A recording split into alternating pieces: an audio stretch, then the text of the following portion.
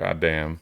Not only did Halo miss their own release date, they also completely flew by the release date of the Xbox Series X. And since then, they've continued to fumble, struggle, and trip over their own fat, bloated feet month after month after month for almost an entire year. I've avoided talking about it to this point, trying to give Halo the benefit of the doubt, but that ship has now sailed. Let's dive into Halo, the anatomy of a fucking failure. So I want to start off this video by saying I'm not a know-it-all of Halo history and everything that's happened over the past year with Halo. I really loved it, and Halo's failings are the reason why I am not as much into it anymore, because I don't have the time or the patience to deal with what 343 Industries has been doing since the launch of this game. So that being said, I'm going to go about this video kind of in a chronological order starting from the beginning. Number one, 343 Industries didn't even get the game out for the launch of the Xbox Series X. They delayed it by an entire year, which was obviously a huge failure. But I think everybody in the Xbox Halo community was fine with it because we all assumed that the product would be better when it was released, which it was pretty good when it released.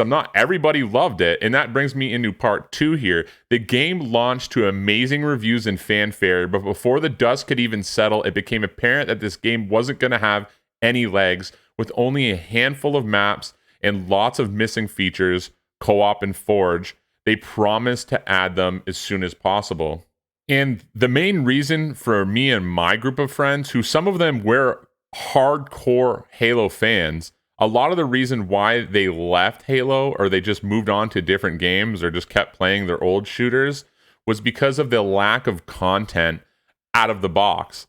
I mean, you had people like Dr. Disrespect. You had all of the big streamers, all of the big time gamers absolutely loving Halo. You had everybody eating out of the palm of your hands, and they released the game with not enough maps and content, but we'll get into some of that a little bit down the line here. So number three, I have Battle Pass and Seasons. So first I'm going to talk about the Battle Pass. The contents that you got in the Battle Pass were putrid, horrible, dented up, rusted garbage. It was all bad. All the skins that you had, all the paint was all scratched up and shitty. The color schemes were horrible. But then you'd go into the paid for esports store and the color schemes were amazing. The paint was like nice and shiny. You had different colors, different schemes. That shit was the stuff that should have been in the Battle Pass. But it's no, you pay $10 for absolute garbage. I couldn't believe my eyes when I bought that Battle Pass and the first one, and I seen exactly how trash everything was. The way that we're going to talk about that later. And then I want to talk about the seasons. The first season was extended to 6 months. So that means that first Battle Pass, that first season of trash was extended for 3 or 4 months, whatever it was, into May. So essentially, you had a 6-month first season, which was way, way, way too long. And now we have some new news about more delays. So we're going to get into that in a little bit here too. So number 4 on my list, which is something that kind of goes along with the Battle Pass and the seasons, is the challenge-based Battle Pass progression. I think in theory, it sounds like a fun idea, but when you actually try to grind through all these challenges, it ruined the game for me. I never got through the Battle Pass because I could not stand to do another fucking challenge. It takes you out of the fun that you get out of playing video games. It takes you out of that and it puts you into this challenge mode where your mind is single tracked onto challenges, and you're obsessing over these things. You're trying to get these challenges, and you end up just not really playing for your team. You end up just playing for yourself and your own challenges. And that honestly crushed me. And it took me out of the experience. It took me out of the game. And it's pretty much one of the main reasons why I stopped playing Halo Infinite. And the fact that it hasn't been fixed yet is laughable. So the fifth part are new maps and just the maps in general and the lack of maps is what I really think, along with some other things, killed Halo Infinite. We're almost a year from launch, and this game has only added 2 maps, one big team battle and one arena map. So in my opinion, since I don't play big team battle, they've really only added one single map in almost a year's time. And Halo really didn't have that many maps to begin with, and a couple of them were maps that nobody wanted to play. In my experience playing Halo Infinite, I felt like I pretty much was playing 4 maps over and over and over and over and over again with not a whole lot of variation. And a lot of the times you'd play the same 2 or 3 maps over and over and over again. And then a lot of the maps were maps that nobody wanted to play on. So you'd have people quitting. As soon as we'd get on that, you'd have a whole bunch of people leave the match. The good maps are really good. There's just not enough of them to keep a lot of people interested in. What you need, at least for the arena maps, you needed at least 10 maps. That is the baseline. The fact that in one fucking year, you only added 1 arena map. This is a company that has 400 employees. Remember that. 400 employees, 1 map. Number 6 on my list is local co-op campaign has been canceled. This is not really a huge deal for me currently, but I'm sure for a lot of people, they've been waiting to play this locally with their friends. This is how I first played Halo back in 2007 or 2008 or 2009, whenever it was. I think it was Halo 2 or 3. I played with my friend. I got my Halo career, my introduction to Halo was playing it couch co-op with my friend, thus making me love the Halo franchise. The fact that they're getting rid of this is just a sign, a lack of leadership, a lack of resources maybe, a lack of motivation, a lack of something. Something is fucking happening. Nobody seems to know what it is. They got 400 or 500 employees, and this game is moving at a snail's fucking pace. I don't understand the lack of content, the lack of maps, the lack of the co-op campaign. And that brings me into number 7 on my list. Online co-op is still not out. I've yet to play the campaign personally because I refuse to play it alone. Playing co-op campaigns in Halo and in Gears of War has always been something that I truly love, and it's how I got into gaming. So the fact that it's still not out is laughable at this point. And like I said, my true introduction to video games was when Gears of War 1 came out, playing that local co-op with my friends, doing LAN parties and playing. It was absolutely incredible. The fact that we're almost a year into this game in the online co-op campaign is still not a thing is an embarrassment. It's an absolute embarrassment because people like me and other people, I don't want to play it alone. I love playing these types of games with friends. I've played all of the Gears of War campaigns with friends. It's something that I truly love doing, and this is a massive, massive, massive failure. It can't be understated. So finally, we have number 8. Season 3 is delayed until March of 2023. If Halo was booming and they had already added tons of content to keep people engaged, nobody would mind this delay, really. But it's quite the opposite. The fact that you had Halo 2 delayed by a couple months, which extended Season 1 to 6 months, and now it's going to be, an 8-month Season 2? Something around like that? 7 months, 8 months now it's going to be? It's truly unbelievable that 343 Industries is able to just miss marks like this consistently. They missed the original release date. They've done a truly horrible job.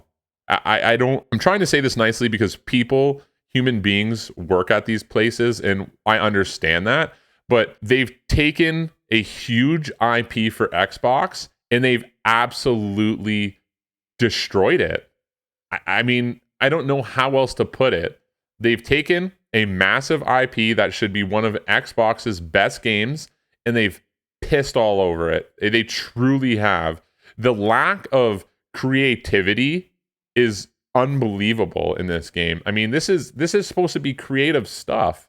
And the lack of creativity with the battle pass and the maps, I mean, the maps are okay. Some of them are pretty good. All in all, it's horrible. The fact that season 3 has been delayed by a few months, by a couple months, thus extending it again, extending this into the 7-month range or so, 8-month, whatever it is. It's an embarrassment. And a lot of people, I think, are done with Halo now. I think that this was the final nail in the coffin for Halo, for a lot of people, including me. So before we get into some Twitter comments, number 9 I have here is the Halo multiplayer is dead. On Steam charts, Halo is ranked 156 with 3,000 concurrent players. That's not completely dead. It's not as bad as Battlefield 2042 was just a couple months ago. I think it went under 1,000 at one point. This is only on Steam. I'm sure there's a few more on Xbox. You know, maybe it's double, maybe it's triple that number. Maybe it's 6,000 players, 9,000 players, something like that, concurrent players. It's still not a lot.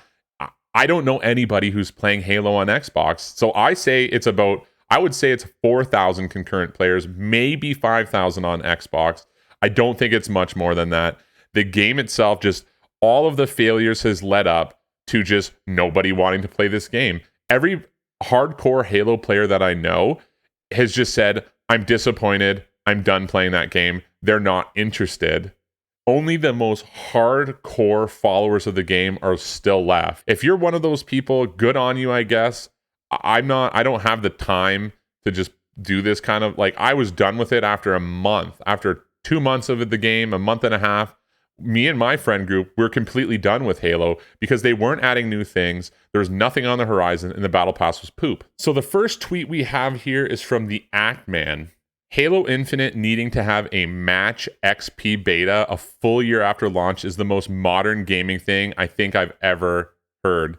It's hard to argue with that. With the modern gaming, things are starting to move at a snail's pace, and this is just a perfect example of that. The fact that they can't go from a challenge-based battle pass to maybe a match XP battle pass or getting more points for just max XP, you need a beta for that? It's a fucking joke, man. The next tweet we have is from Sacred Icon. Halo Infinite split screen co-op has to be honored. We've been called every insult in the book for our unrelenting positivity, and I make no apologies for it, but canceling this very important feature the studio has been promising for years has no positive spin. It's wrong. And I'm not as hardcore about it because I'm not going to play it with anybody locally, but I think it is bad, especially if you've been promising it this whole time. It just shows a lack of leadership and just a lack of everything inside of 343 Industries. That building is a hollow shell. Ariana, Halo Infinite really taking that 10-year game plan seriously? Yeah, no shit. It seems like they are. They don't give a fuck right now. They don't give a rat's ass about what is happening within at least the first year of this game's life cycle. It seems like maybe what they're doing is they're taking all of their resources and putting it into a battle royale. That would make sense. And then they just have a little tiny group just working on multiplayer. I mean, maybe that could explain it. I don't know. Then we have Mint Blitz. Keep in mind the entire Halo Infinite roadmap is subject to change. Good night. I love this tweet because once again it shows the modern gaming development cycle and just, I mean, they're already trying to cover their ass with shit like that. They come out with a roadmap and then they're simultaneously covering their ass at the same time. It's so stupid. And then we have Courage here. I'm just sitting here sad thinking about Halo Infinite. The gameplay was really fun, but man, it just had nothing. It hurts to say now, and I'm sorry if that offends anyone, but seriously, my favorite game series of all time was just so poorly handled. Good night. It's hard to argue with anything that was said in any of these tweets. This game has been so poorly managed and handled.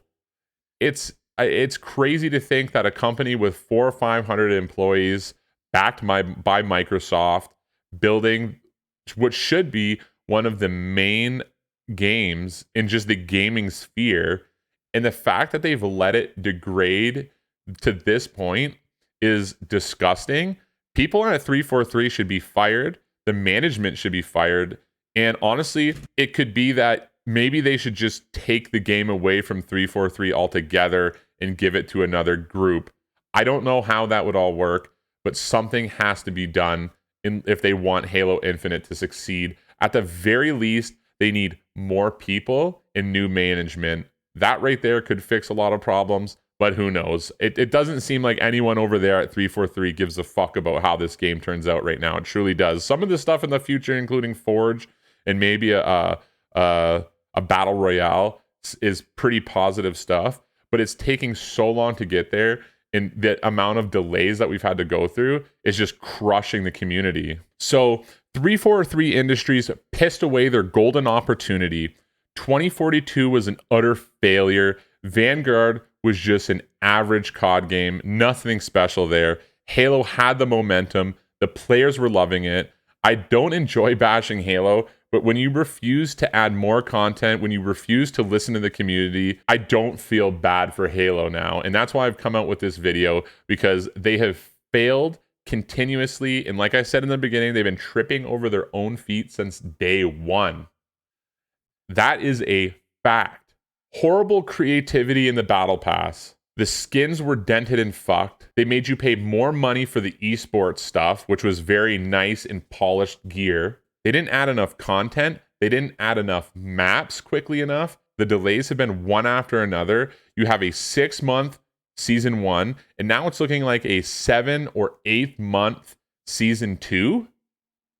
The game is dead. It's dead to me. It's dead to a lot of Halo people that I've known that have been Halo fans since the very beginning. They do not play Halo Infinite. They want nothing to do with Halo Infinite. Modern Warfare is on the horizon. There's a lot of new games coming out. Halo Infinite, to me, is absolutely dead. Xbox, Microsoft, they're going to have to dump a lot of money into 343 to turn this game around. Hopefully it happens. I like the game. They didn't do enough with it, and I didn't talk about it for the longest time because I was assuming that things were going to pick up. And with this latest delay, I'm coming to the realization that Halo itself is dead. 343 needs to change. Their management needs to change at the very least. They need to be given more resources, maybe. I don't know what they need to have to succeed. But whatever they're doing right now is it's not working. So that's my take on this past year of Halo Infinite and all of their failures and 343's failures. My name is Eli with Rage Review. If you have anything to say, please leave it in the comments. Please like and subscribe if you got anything from this video. And that's pretty much it. Take care, guys.